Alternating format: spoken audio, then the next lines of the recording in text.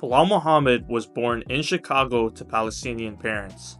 His parents owned a convenience store where Belal spent much of his youth working, learning the value of discipline and commitment from a young age. And Belal in high school did his first martial art, wrestling. He actually wrestled under Lewis Taylor, his old wrestling coach. He competed in wrestling for a couple of years before graduating and heading to the University of Illinois. And he was studying to become a lawyer. It seemed like he had his life figured out and things were going great for him.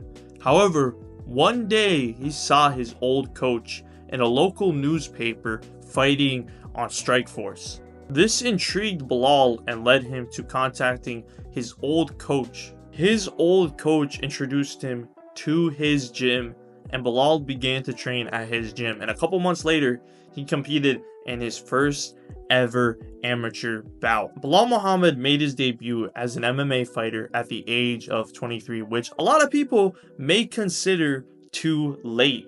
He only had high school wrestling in his pocket, which wasn't, all that crazy. It was average at best. However, through a shit ton of hard work and dedication, your boy was able to get into the UFC. His UFC career has been characterized by steady improvement rather than overnight success. After a mix of wins and losses in his few UFC fights, Belal hit his stride around 2018 to 2019, where he began to put together a consistent winning streak. Despite the eye poke that Belal suffered against Leon Edwards, almost derailing his UFC career, he still kept his streak going. All 5 of his next fights, he was the complete underdog. People were doubting him, yet he kept on winning. And y'all remember when he almost got skipped out from getting a title shot? He had to wait over a fucking year after his last fight in order to get one. And when he finally did, no one thought he was going to beat Leon. I remember telling people that yo, Belal is going to beat Leon. And people would doubt me and call me crazy because everyone was so sure that Leon was going to knock him out. Yes, people thought that Leon, out of all people, was going to knock out Belal. But again, Belal proves everyone wrong by dominating Edwards both on the ground and on the feet and finally winning the UFC title. Belal was able to achieve all of this success in the matter of 13 years without a background in MMA. He wasn't born with gifted athleticism or whatever. He just simply worked hard.